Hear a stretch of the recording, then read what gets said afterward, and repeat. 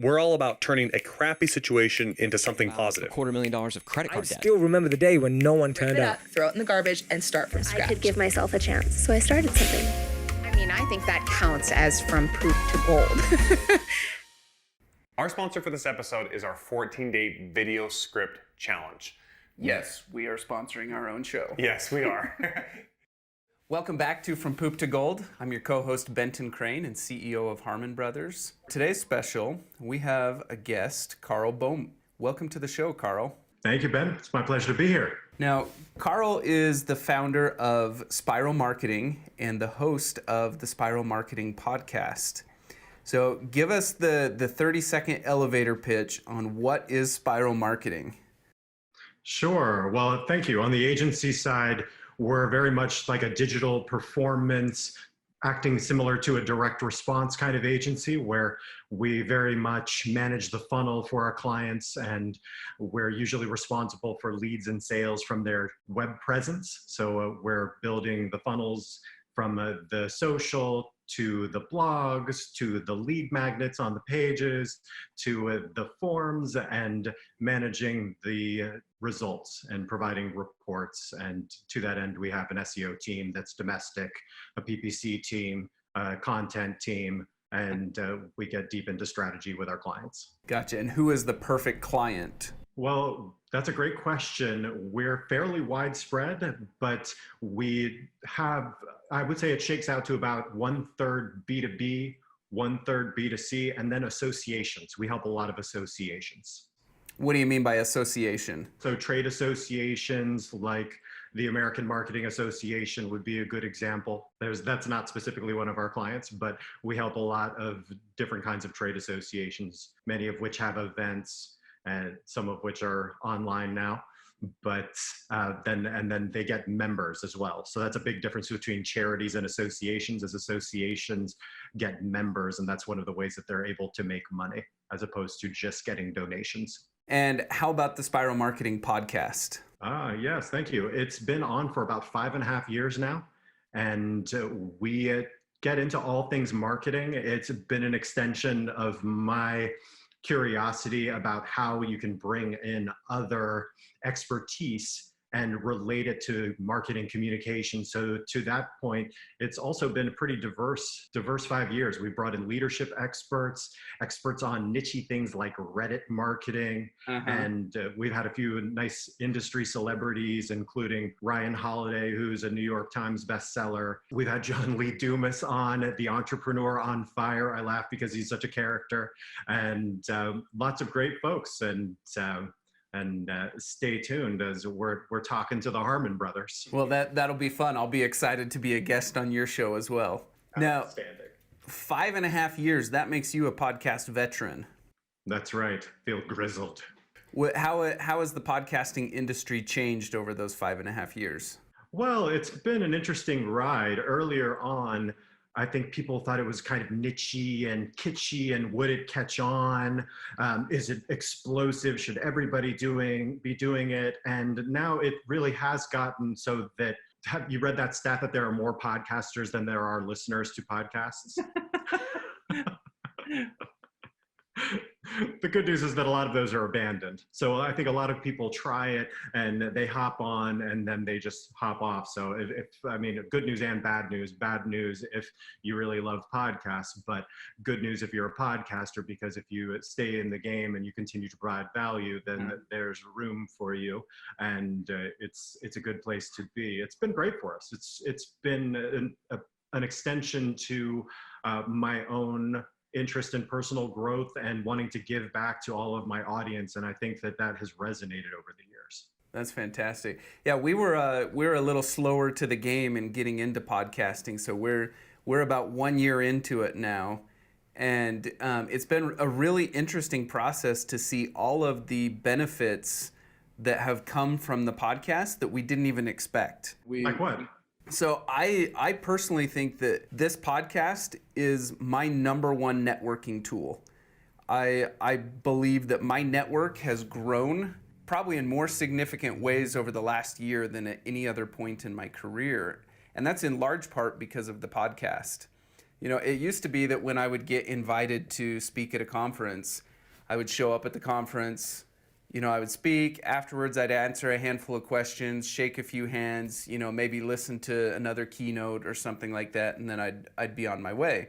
And I wouldn't walk away from that conference having had very many deep and meaningful conversations that turn into long-term friendships, business partnerships, that type of thing.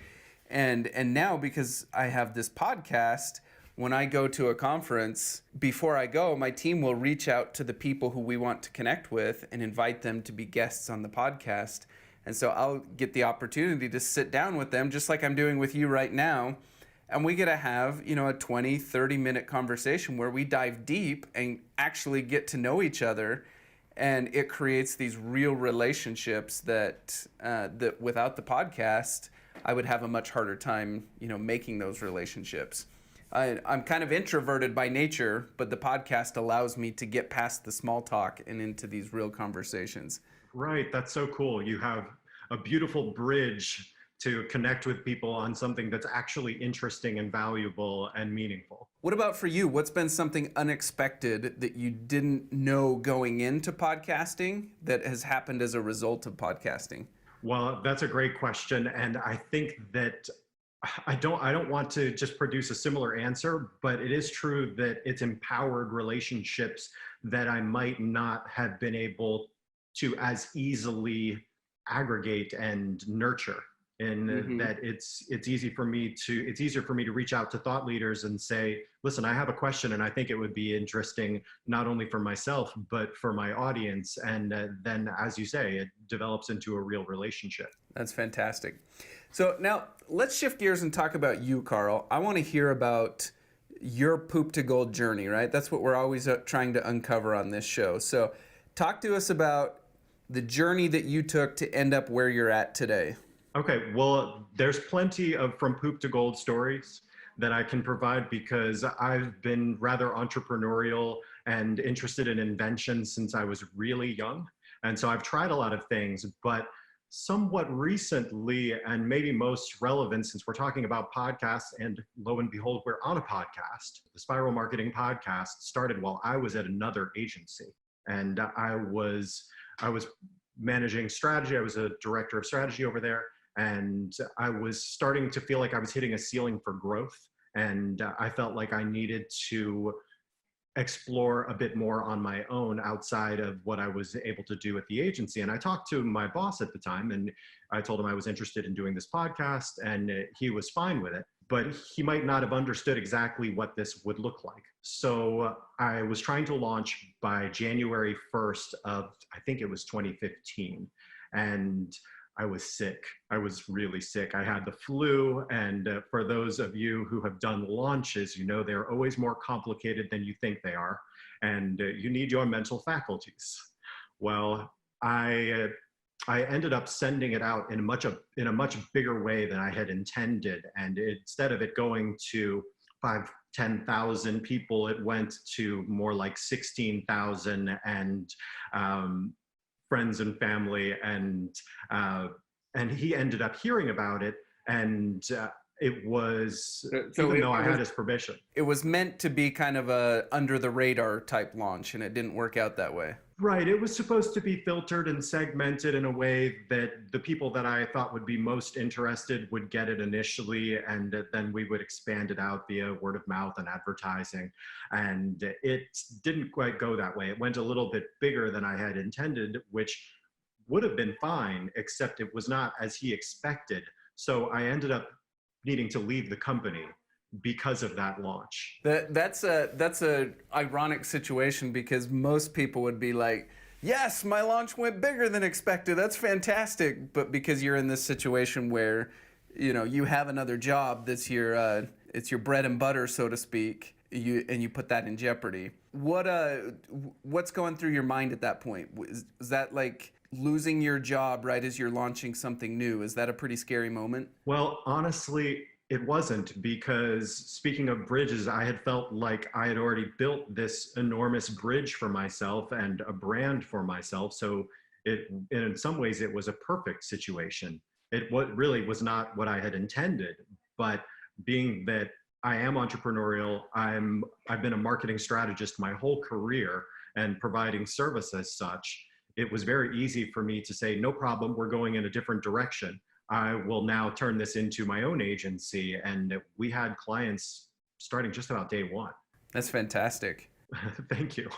The start of Spiral Marketing actually came because the launch of the Spiral Marketing podcast went so well. Is that safe to say? That's correct.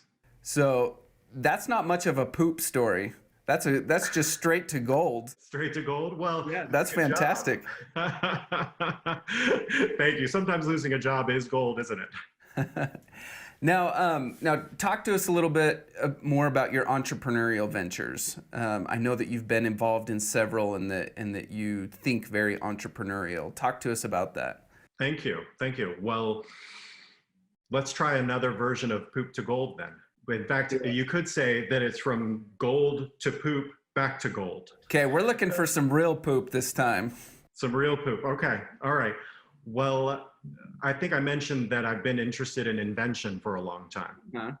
Well, much earlier in my career, a colleague came up to me and said, I know you're interested in invention. Here's some new material. It's a new technology that if you've ever been to Burning Man or heard of Burning Man or seen pictures, then you'll probably have seen this because it's no longer as new, but they are fiber optics that goes inside of textiles and clothing. So it gets built into the linings of your fabric at the seams. And I started to have these dreams of Tron suits. So I thought, God, I've got to do something with this. And I ended up building these suits they were Tron suits. They're track suits with fiber optic cable that runs through. And the launch was really kind of terrifying. Kanye West ended up putting similar technology on SNL.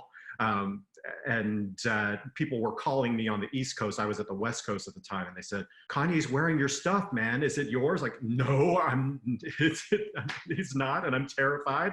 I'm just waiting for me to actually see it and catch up with the time zone. But we ended up getting it on So You Think You Can Dance. So 8.3 million people saw it that night. Some of the Black Eyed Peas had it. And it sounds like gold, except I was so young and inexperienced with television at the time that we got no brand recognition for being on So You Think You Can Dance. So 8.3 million people, we got very few sales because people would have to literally call into the studio to get it. So all that work was like, oh, a little bit underwhelming. It's a cool story. We were on So You Think You Can Dance, but there'd be poop there in the response. So it's like you had orchestrated what should have been this perfect lightning strike event where, you make it on national television, but because of your inexperience, you're unable to translate that into sales, which means revenue and business success. That's correct. And then came the recession. And suddenly people didn't want to buy $300 jackets. Gotcha. So did the business fold? Did it survive? What happened in the recession? I ended up donating all of the remaining inventory to the Leukemia and Lymphoma Society's Light the Night Walk. Well, that's a fantastic cause that it went to, at least. Thank you. Thank you. I was just washing my hands of it and moved on to greener pastures at the time. Well, for whatever it's worth, when I look back at my early failed business ventures, I like to refer to them as my not-for-profit work. So yours literally was your not-for-profit work. Indeed. I like that. Might have to use that. Well, I appreciate that. But the gold came, right? Because you learn. You learn from these mistakes and it hardens you in a way where, as you know, from any failures you've had, you just have to keep moving forward and keep building bigger. And I would say that Spiral Marketing is now, it's successful. Our clients, after a few, 5 years or so, we've got increases of hundreds of millions of dollars in sales and 25 plus team members and dozens of happy clients, and it's been really a good thing.